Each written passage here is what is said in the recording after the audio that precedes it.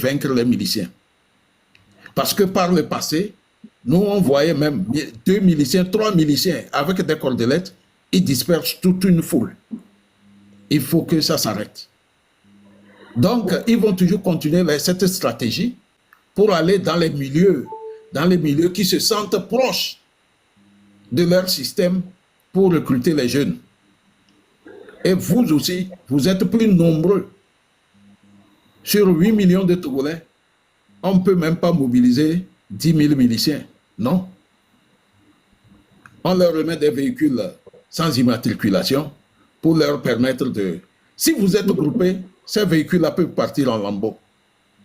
Voilà. Je me rappelle le jour où on m'avait amené à la cour d'appel en 2013, à partir de la prison d'Atakpamé, on m'a envoyé à la cour d'appel de Lomé. Le véhicule qui m'a amené là, il y avait des militaires, des SAP, des militaires chargés de la sécurité des prisons. Mais ils étaient combien? Mais le véhicule était en lambeaux. Hein? Le véhicule était en lambeaux. Les Togolais étaient sortis. Voilà. Donc, soyons déterminés. Ils vont vouloir le faire. Mais si nous sommes déterminés, si par exemple nos tiers se lèvent, nos tiers barrent la route, ils vont passer par eux pour arriver à Lomé. Il n'y aura pas de place. Si Atakpamé se lève, le pont d'Agbonou là-bas, c'est bloqué. Ils vont passer par eux pour rentrer. Voilà. Nous devons être déterminés et les identifier. Aujourd'hui, il y a les androïdes partout. Chargez vos androïdes. Filmez-les. Et nous allons... Quelquefois, ils portent des turbans ou des cagoules. N'ayez pas peur de ça. Soyons garçons et affrontez-les. Voilà. Ils viennent des campagnes. Ils ne vivent pas à Lomé. Certains ne vivent pas à Lomé. Mais c'est quand la situation devient explosive et que le régime se sent dos au mur, c'est là qu'ils vont les transporter. Souvent, ils font des voyages de nuit pour ne pas être vus. Et le lendemain, vous les voyez dans la rue. Quand ça finit, ils reprennent leur véhicule pour repartir à leur place, dans leur place. Mais ceux qui sont à Lomé, et ils restent à Lomé. Souvent, on les prend où? À Déticopé. À Déticopé, à Goué et le quartier Adéwi. C'est là-bas. Mais le quartier Adéwi aujourd'hui, je ne sais pas s'il y a encore des gens là-bas. Mais à Déticopé, il y en a. Il y en a. Soyons vigilants et préparons-nous pour les identifier, pour les photographier, pour les filmer. Je vous remercie. Merci, monsieur le commandant. Et mes chers amis, nous allons faire honneur aux femmes. Ma reine est ici depuis. Sûrement que vous savez, nos mamans, c'est à eux d'abord la première place. Donnons à nos mamans la première place pour qu'elles puissent poser leurs questions ou bien qu'elles puissent apporter leur contribution et qu'elles puissent se reposer, s'il vous plaît. Nous, on n'est pas forts. Nous, on respecte les femmes. Pardon. Pardon. Ma reine, vous avez la parole. Merci. Tina, ma reine a la parole d'abord. Merci beaucoup. Bonjour Olivier, bonjour Coco, bonjour tout le monde. Bonjour chef canton de Pesandé. Chef canton de Pesandé, tu es à contre-jour. Il faut faire face à l'ampoule. Comme tu es à contre-jour, c'est flou. Du coup...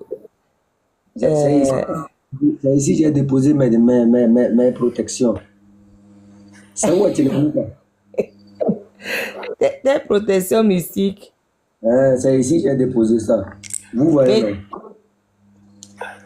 Non, c'est bon. Non, mais la prochaine fois, essaie de faire face à la lumière. Il ne faut pas que ça reste derrière. Okay. Sinon, après, tu es flou. Ok, je vais leur demander la permission et je me déplace. C'est comme le 11 mai. Le 11 mai, t'es en plein fumée. Puis c'est comme si on lui avait lancé les gaz lacrymogènes. Euh, j'ai pas de questions à poser à Olivier. Tout ce qu'il a dit, c'est clair, c'est très clair. Mais tout ce que j'ai à dire, c'est que à partir du 6 juin en allant, c'est que chacun, ah, tu as vu, tu es très beau comme ça. Oh. Et à partir du 6 juin en allant, chacun va rester dans son périmètre pour faire la manifestation. Donc, du coup, les gens qu'on tenterait de déplacer, ils ne pourront pas se déplacer puisque eux-mêmes, là où ils sont là, il y aura des choses à gérer. Donc, comment ils vont faire pour se déplacer? Par exemple, à Kara, les gens de Kara s'organisent pour faire leur manif un peu partout, que ce soit à Tchare, Pia, etc., etc. Où est-ce qu'on va aller? On ne pourra plus aller chercher les gens de Kara, par exemple, pour les ramener ailleurs. Les gens de Sotoubois, ils s'organisent chez eux. Donc, si on veut aller chercher les miliciens de Sotoubois, ils ne pourront pas, puisqu'il y a les gens de Sotoubois qui sont aussi en manif. Donc, et puis, quand on va chercher un milicien de sortir pour contrecarrer ses propres cousins et frères, il sera démasqué. Donc, du coup, il aura chaud après. Parce que c'est bien beau d'aller loin là où on n'est pas connu. Mais quand on est chez lui, quand on est chez soi, c'est nettement plus compliqué d'être milicien chez soi. Parce que quand ça va passer là, tes cousins, tu vas les revoir encore demain. Tu vas les revoir après-demain. Ils vont te régler les comptes. Ils vont bien te régler les comptes. Donc, il faut que sur toute l'étendue du territoire, tout le monde se mobilise où que la personne peut être. Ce régime n'a jamais été bon pour personne. Personne. Si je vais essayer de résumer vite fait. Depuis le temps d'Eyadema, qu'est-ce que ce régime a fait de bon pour les Kabyles? Personne. Ce régime n'a rien fait de bon pour les Kabyles. Moi, si je prends mon papa, il était enseignant. Il était enseignant du temps colonial, mon père. Avant même qu'Eyadema ne vienne au pouvoir. Mon père, il était déjà enseignant. Quand Eyadema est venu au pouvoir, là, qu'est-ce que les Kabyles ont eu de bon? Rien du tout. Il est juste venu enfoncer les gens. La première personne même qui a voulu le sortir de sa place de chef, c'était Bokoboso. C'était un Kabyle. On a vu comment il est mort. Il est mort. Ils l'ont laissé mourir de faim. C'est que, alors que quand on nous faisait l'histoire à l'école, on disait que oui, qu'il y avait pardonné et que chaque année, il invitait. Et c'était quand déjà? 24 avril, non? Bien, c'était quand? Je me rappelle même plus de la date. 24 avril. Oui, c'est ça, 24 avril. C'est ça. Donc, on nous disait, oui, non, 13 janvier, ça, c'est Eyadema qui a éliminé l'autre. Mais Bokoboso lui a tiré dessus un 24 avril. Donc, on nous disait que oui, que Eyadema était gentil et que chaque fois, il invitait Bokoboso pour venir fêter parce qu'il disait, ah, si tu avais réussi, je serais mort, toi, si tu serais mort. Alors que finalement, on découvre après que c'est faux. Il a torturé le monsieur, il a laissé mourir de faim. Le gars là, il n'a jamais été bon pour les Kabyles depuis toujours. Depuis qu'il a pris le pouvoir, il n'a jamais été bon pour aucun Kabyle. Ça, disons-nous la vérité. Il est venu plutôt nous enfoncer. Mais je ne sais pas comment ça s'est fait que les gens de chez nous croyaient les bêtises que les ventrologues allaient leur dire. Parce que ça, c'est le discours des ventrologues qui allaient dire, ouais, si vous laissez les autres venir, ouais, ça va être chaud. Mais c'est les ventrologues qui ne protégeaient que leur ventre. Même quand ça a commencé en 90, 89, par là, là.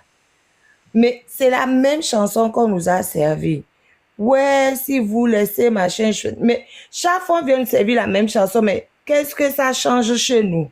Rien. Moi, mon papa, il est parti à la retraite en étant en mise à pied. On voulait même le chasser normalement. Alors que il a fait 30 ans de service et lui, il a dit, bon, moi, j'étais attaché de cabinet, maintenant je vais rester tranquille, je ne vais plus m'occuper de rien du tout. On a dit que, c'est parce qu'il regarde les réunions des opposants à la maison et les agboibo, machin, truc, ils vont chez lui à la ferme. Donc, c'est pour ça qu'il dit qu'il veut se mettre à l'écart. On a vu le chercher à la maison 4 jours. On ne sait pas où il est allé. Il nous a jamais dit ce qu'il y est arrivé. Hein. Disparu 4 jours après, on est revenu le déposer comme ça. On ne sait pas ce qui s'est passé. Mais en même temps, on dit, non, on a assez à Sonafi. Au moment même où on était en train de nous taper dessus là, parce que papa ne voulait rien dire et pour le RPT, et au même moment, on était en train de nous taper dessus parce qu'il a une ferme à Palimé là-bas là. Et on disait que ouais, je ne veux plus, pardon, je laisse ça même. Mais ça dit que nous sommes toujours pris entre le marteau et l'enclume. À chaque fois, nous sommes pris entre le marteau et l'enclume. Mais maintenant là, il va falloir que nous-mêmes nous fassions nos propres guerres. Parce que nous, on ne fait pas la guerre pour quelqu'un. On fait la bataille pour nous-mêmes. Les gens qui ont passé leur temps à nous rendre responsables des choses pour lesquelles nous ne sommes pas responsables, il faut qu'ils sachent que nous là, nous ne sommes responsables de rien. S'ils ont quelque chose à dire, quelque chose à réclamer, ils n'ont qu'à les réclamer à Fonia Simbe et à ses amis ventrologues. Nous, en tant que natifs de la COSA et autres là, nous sommes responsables de rien. Nous avons été broyés par ce système et par les autres aussi en face. Et là où on est là, nous réclamons pour nous-mêmes, parce que dans toute la COSA, dans tout le Togo là, il n'y a pas que Fognasbe. Fognasbe ne partira jamais de ce pouvoir sur ses 2 pieds. Il faut qu'on le sache, il faut qu'on se le dise. Il partira forcé et obligé. Même parmi les miliciens qu'il envoyait là, il y avait beaucoup de militaires. Hein. Les jeunes officiers là, dans les années, les gens qui sont partis taper la tête des Kodro là, et on disait les mains incontrôlées là. C'était des jeunes officiers, mais eux-mêmes, ils ont fini comment? Je connais certains parmi eux. Ils ont fini comment? Aujourd'hui, là, je ne sais même pas ce que ces gens-là sont. À un moment donné, ils ont tous fui du pays parce que ça avait chauffé sur leur dos. Donc, si vous croyez que vous allez servir ce pays, et vous allez servir ces gens, et que ces gens, demain, vous seront reconnaissants, vous avez menti. Je m'arrête là et je vous dis, franchement, c'est le moment de s'accrocher et de ne rien lâcher. C'est pas seulement le 6, hein. Le 6, le 7, le 8, le 9, tous les jours que Dieu fait là. Tant que on n'a pas chassé ce régime, on ne lâche rien. Merci beaucoup, marraine. Soyez salués depuis votre position. Et je crois ce jour-là, nous tous, on serait fiers d'être Togolais. Merci beaucoup. Madame Tina, si vous avez 3 minutes, il y a beaucoup de personnes qui veulent dire quelque chose. Chef Canton, je vais juste appuyer Madame Marraine avant que tu nous donnes la parole à une autre femme. Je voudrais rappeler à tous les Togolais ici que le 24 avril 1967, quand Bokoboso avait tiré sur le président Eyadema, comment ça s'est passé, même à la présidence là-bas? Vous connaissez beaucoup le général Memen. Oui, Memen.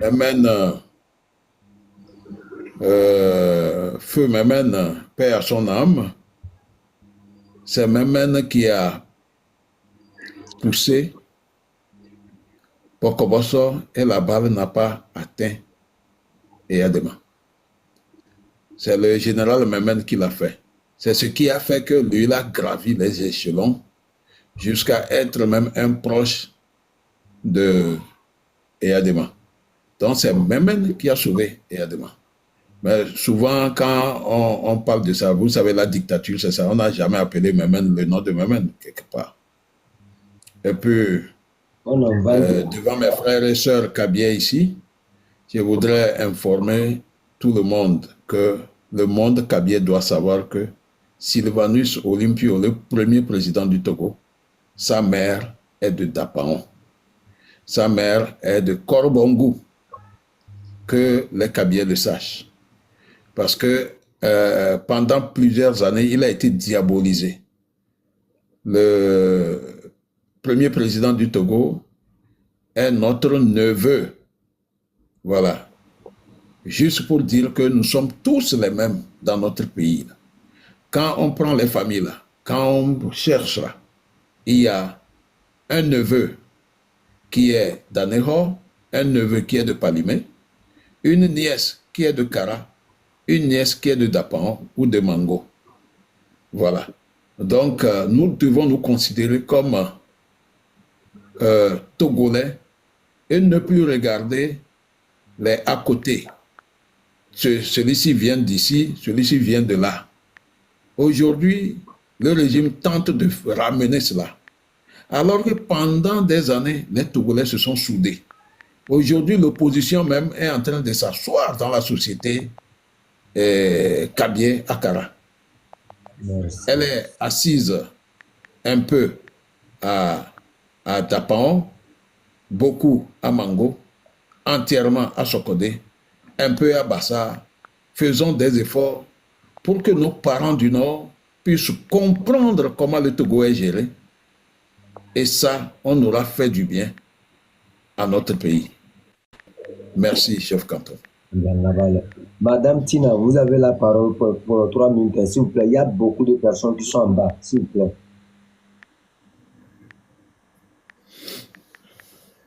Madame Tina, vous êtes là. Ouvrez votre micro, s'il vous plaît. Madame Tina, vous êtes là. Alors, chef Canton, Oui. là, On ce est serait pas là. mieux. Allô? Ok. Ce serait mieux que tous ceux qui finissent de prendre la parole, ils descendent pour que les autres puissent monter. Oui. Ok. Monsieur Junior, vous avez la parole. Ben, bonjour, chef Canton, comme d'habitude, frère, camarade, sois salué depuis ta position et merci pour ce que tu fais pour cette lutte, hein. La nuit sera longue, mais le jour y est. Merci beaucoup. Et surtout, faut pas te laisser emporter par le découragement. Il nous reste que quelques jours. Donc, te dis encore une fois merci. Salut à la marraine en partant par ici. Et puis, salut au commandant.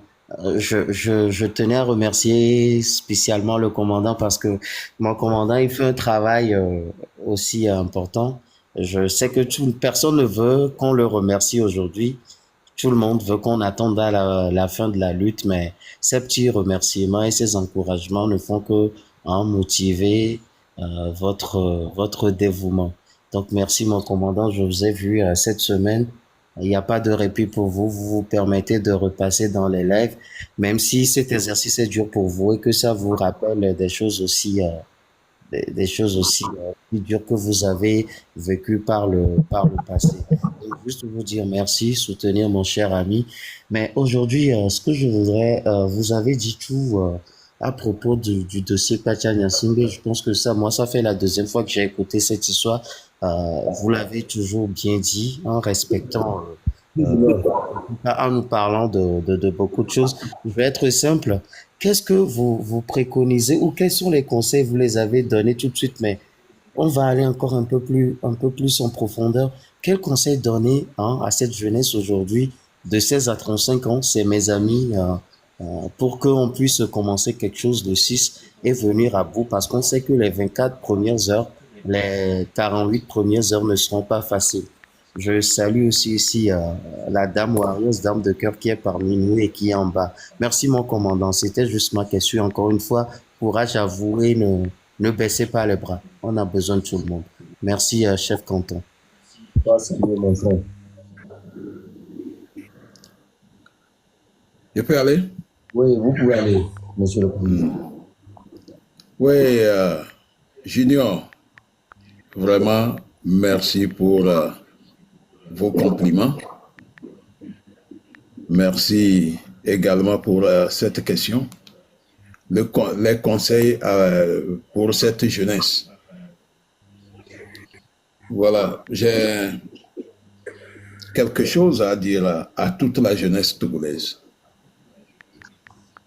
Nous sommes allés jusqu'à 2000 personnes ici. J'espère que les gens vont continuer par relayer les informations. Parce que ce n'est pas tout le monde qui a les moyens de suivre ce live. Pour suivre ces lives, il faut sacrifier 1000 francs, 2000 chez nous au Togo avant de pouvoir suivre. Bon, ceux qui ont des secrets, des Wi-Fi, ils se déplacent pour chercher les zones de Wi-Fi pour écouter, pour nous écouter. Voilà, je salue tout ce monde-là, les gens à Lomé qui se battent parce qu'ils n'ont pas les moyens. Les jeunes, ils n'ont pas les moyens alors qu'ils sont des mordus des réseaux sociaux. Ils sont obligés la nuit d'aller sous les murs, dans les endroits où il y a le Wi-Fi. Merci à cette jeunesse. Voilà. Chers jeunes du Togo, le Togo nous appartient à tous, à nous tous. Le Togo, c'est une propriété commune. Vous devez faire un effort pour avoir la connaissance nécessaire qui vous permette de connaître les lois sur lesquelles le Togo est assis. Vos droits et devoirs, vous devez les connaître. Cherchez la Constitution de 1992. C'est une constitution que les Togos ont arrachée après une lutte, une haute lutte. Les Togolais se sont sacrifiés. Il y a eu des morts dans la lagune de Baie. On a poussé une foule dans la lagune de Baie. Parce que les gens ont réclamé la démocratie. Il y a eu des morts à à Palimé, à Mango, à Sokodé, à Neho, dans les années 90. C'est quotidiennement on tuait les gens. Parce qu'on a déversé que les militaires partout. Et eux, également, n'ayant pas de connaissances par rapport aux mouvements sociaux, pour eux, les Togolais étaient devenus des ennemis. Cette jeunesse actuelle, informez-vous, cultivez-vous par rapport aux lois que les Togolais ont arrachées. Si vous ne les connaissez pas, vous ne pourrez rien faire. Vous devez les connaître et c'est ça qui vous donnera la force. C'est ces lois-là que nous avions arrachées de haute lutte qui vous donneront la force nécessaire de pouvoir combattre l'imposture, les mensonges d'État, la malice même de certains qui sont au sommet de l'État. C'est ça qui va vous permettre. C'est comme des bagages intellectuels qui vont vous permettre de mieux comprendre comment votre pays est géré et de savoir exactement le rôle que vous devez jouer. Si vous ne les connaissez pas, quelqu'un viendra s'arrêter devant vous, il va vous menacer et vous allez courber l'échine. Vous allez disparaître. Alors que celui qui vous menace, si vous l'identifiez, vous enregistrez ces menaces vous pouvez faire quelque chose avec. Parce que nous sommes dans un pays où les gens, pour un rien, vous êtes menacés. Vous êtes dans un pays où quelqu'un se dit, il est en contact avec le chef de l'État, ou il est en contact avec Yark. Souvent, quand ils sont avec Yark, ça leur donne, on dirait qu'ils ont le permis même de faire de n'importe quoi contre les gens. Ne les craignez pas. Si vous connaissez vos lois, là, les lois, là, vous n'allez pas les craindre. Si vous êtes menacé, allez voir, par exemple, la Ligue togolaise des droits de l'homme. Des fois, on les néglige.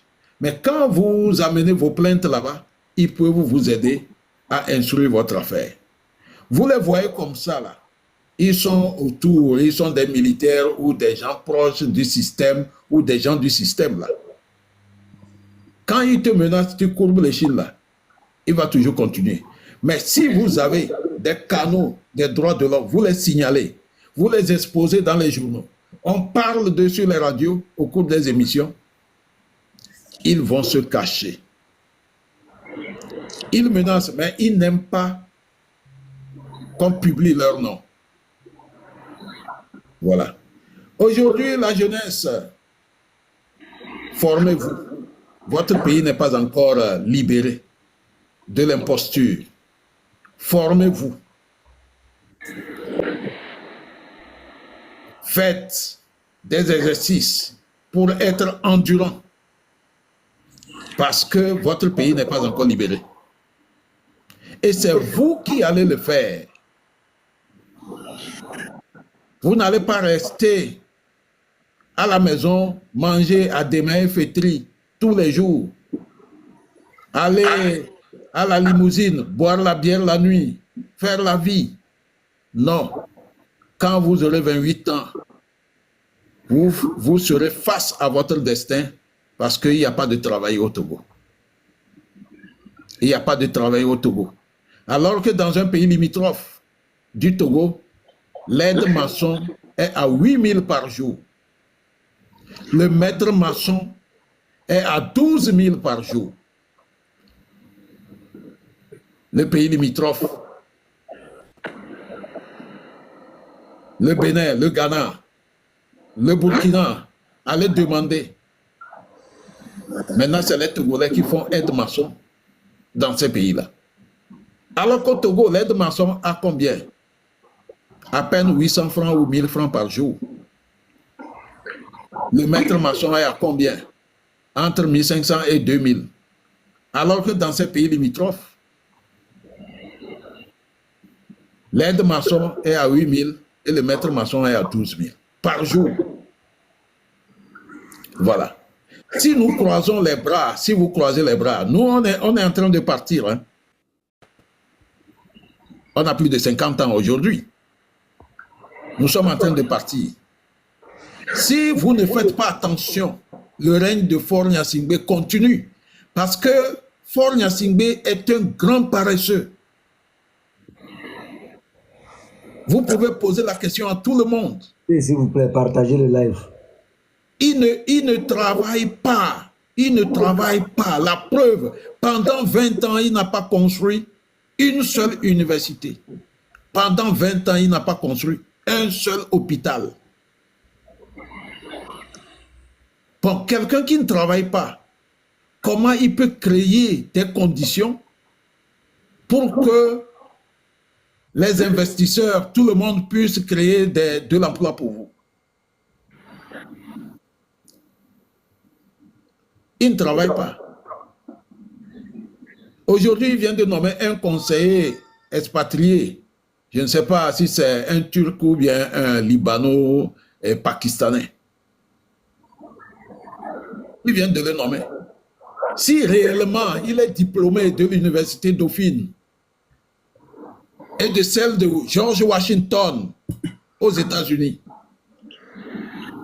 si réellement il est diplômé, je pense qu'il travaillerait. Il aurait fait beaucoup de choses pour que le Togo puisse décoller.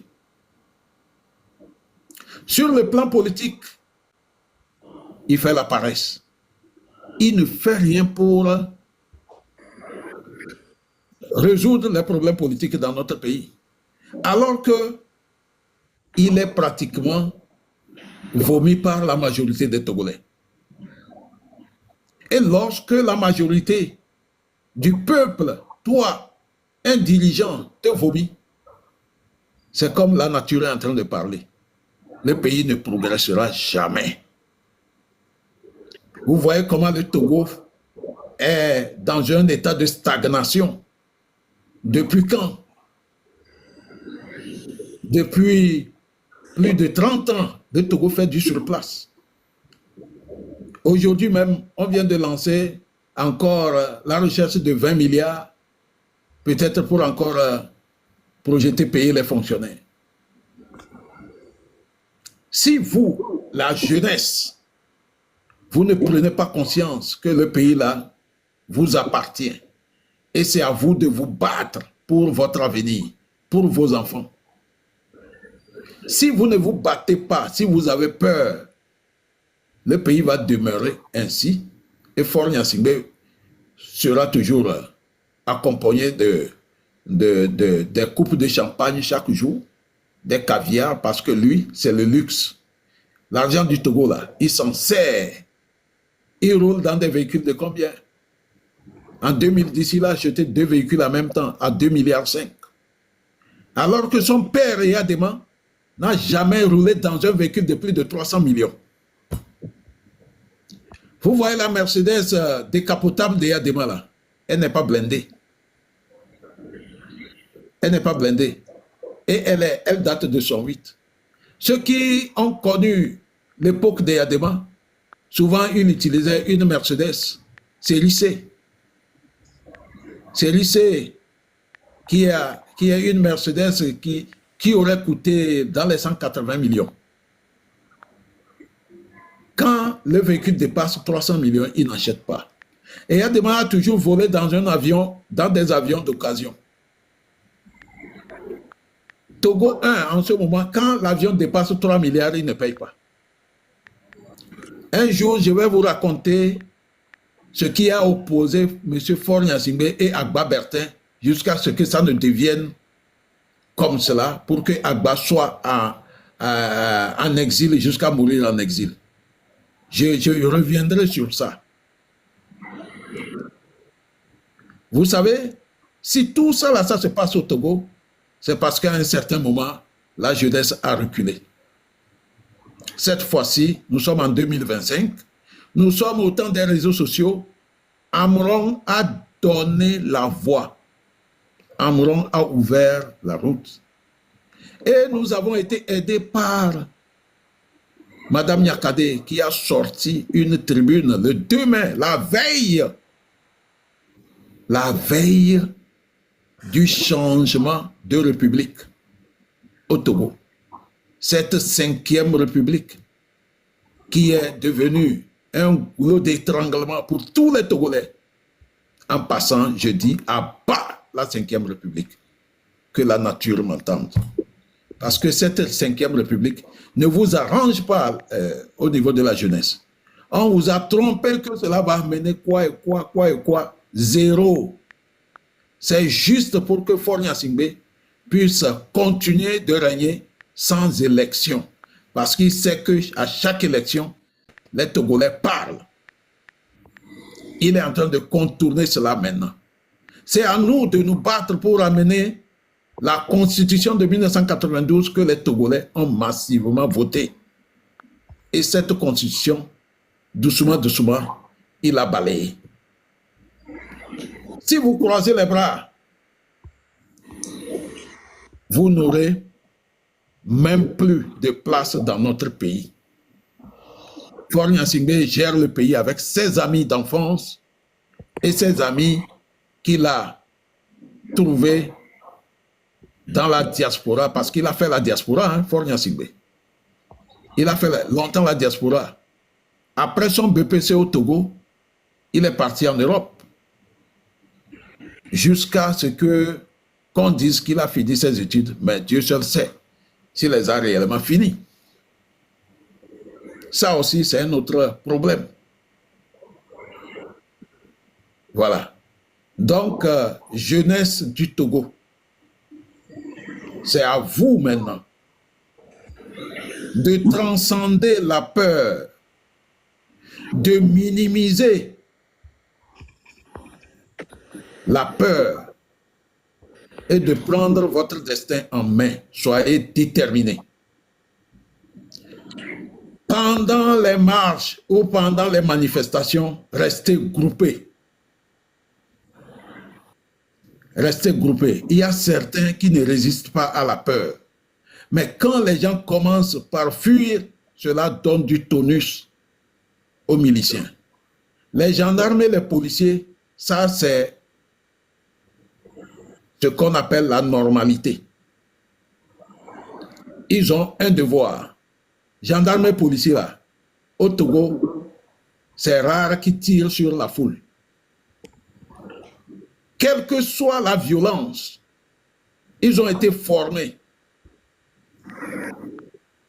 Ils ont été formés pour même être violentés. C'est pourquoi ils ont les boucliers. Mais souvent, quand ils sont débordés, ils ne tirent jamais sur la foule. Ils préfèrent reculer, puisque moi-même, j'ai fait ce travail-là en 2005. Puisque les gendarmes, les policiers savent que s'ils tirent sur un manifestant, même 100 ans après, il va répondre. Quand nous donnons les cours aux gendarmes, on leur dit, un gendarme, c'est un monsieur. Un policier, il est là pour les civils. Un policier, il est là pour protéger la population. La gendarmerie et la police sont chargés de protéger les personnes et leurs biens. Et lorsque cette population réclame quelque chose sur le plan politique, la gendarmerie encadre cette réclamation. Mais lorsque le pouvoir politique lui demande ou demande à la gendarmerie et à la police de faire la répression, cette répression est toujours mesurée. Normalement, la gendarmerie et la police ne doivent pas, on ne rentre pas dans les maisons. En maintien d'ordre, ils n'ont pas le droit de rentrer dans une maison, aller sous le lit, tirer les gens et les bastonner. Ils n'ont pas le droit de défoncer les portails. C'est interdit dans le maintien d'ordre. C'est pourquoi je fais appel aux officiers. Parce que les gendarmes, les soldats là, ne doivent pas être au-dessus de vous. Respectez les consignes de maintien d'ordre. La population n'est pas l'ennemi. En maintien d'ordre, ce n'est pas la guerre. Mais au Togo, on a l'habitude, lorsque les gendarmes sont un peu débordés, pour ne pas être surpris, on déverse les militaires. Alors que les militaires n'ont aucune notion de maintien d'ordre. Et c'est ça qui fait qu'au Togo, quand les militaires arrivent, c'est pas bon. On doit leur dire, la hiérarchie militaire, normalement, ils doivent agir comme le général français, le Cointre. Quand les gilets jaunes étaient dans la rue à Paris, la gendarmerie et la police étant débordées, le président Macron a fait appel aux militaires. Mais après la réunion de la hiérarchie militaire, le général Lecointre est allé lui dire que les militaires n'ont pas cette mission de descendre dans les rues contre les populations. Ça a été clair. Nous souhaitons que la hiérarchie militaire du Togo change de mentalité et respecte ce qu'ils ont étudié. Le militaire, c'est pour la guerre. Le militaire, ce n'est pas pour le maintien d'ordre. Le maintien d'ordre appartient à la gendarmerie et à la police. Mais au Togo, arrêtez cette habitude de sortir les militaires tout le temps dans la rue.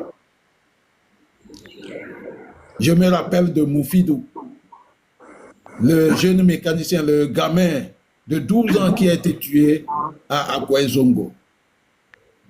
Parce que les militaires de la FIR en ce moment étaient sortis. Le général Kadanga même, sans honte, a brandi un fusil à lunettes sur la foule. Et le petit a été tué d'une balle dans la tête. Et moi, en tant que militaire, c'est pas la guerre, je sors et je sors un fusil sur un civil sans arme.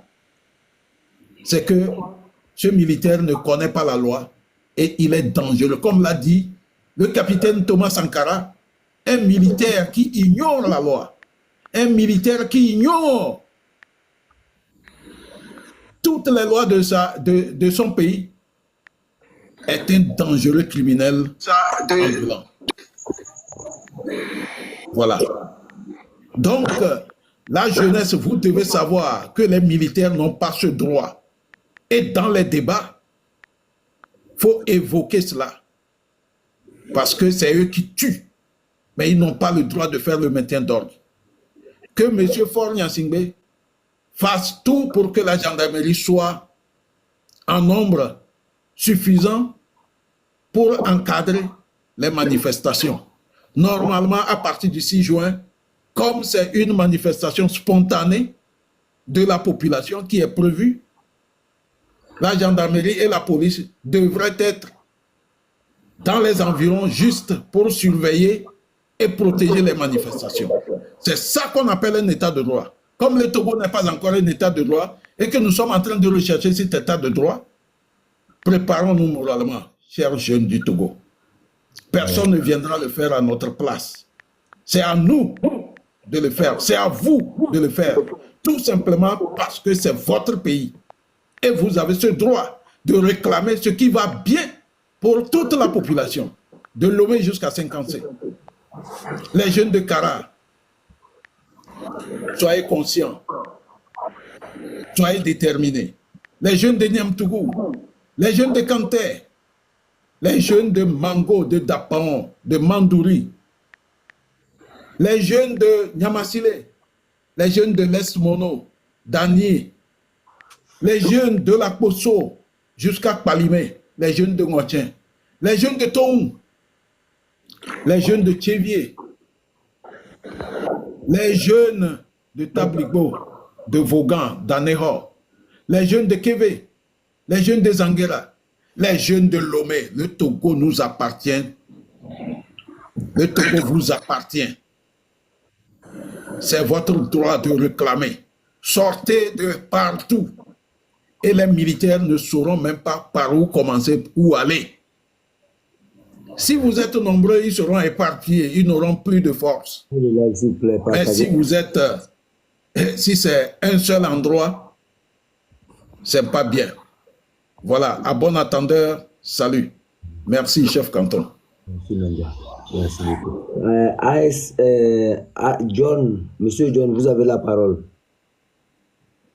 Canton. Merci, commandant, pour tous ces détails qui va beaucoup nous aider dans cette lutte. Et moi, sincèrement, chaque fois quand je monte, c'est pour galvaniser cette jeunesse-là. Et ils n'ont qu'à comprendre qu'il y a des gens qui comptent sur nous. Nous avons beaucoup des exilés qui sont restés au dehors du pays plus de 50 ans.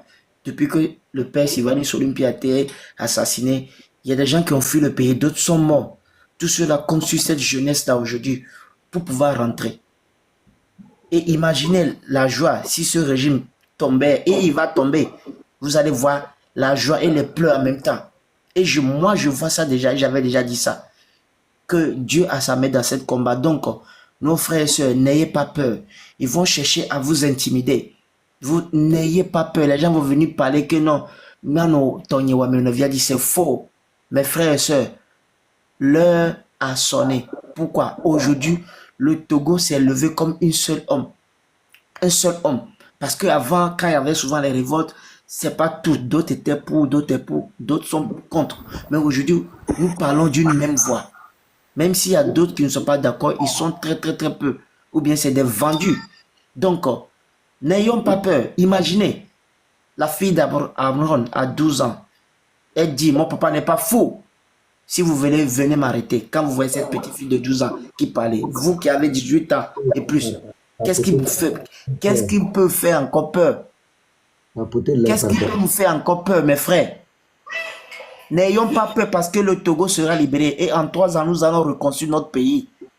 Il y a des Togolais intellectuels qui peuvent diriger ce pays. Il y a des Togolais intelligents qui peuvent le faire avec beaucoup d'amour. Force s'en fout de nous. Il s'en fout de nous. Amro a raison qu'elle dit qu'il est nu. Il nous a déçus tous. Il a roulé tout le monde dans la farine.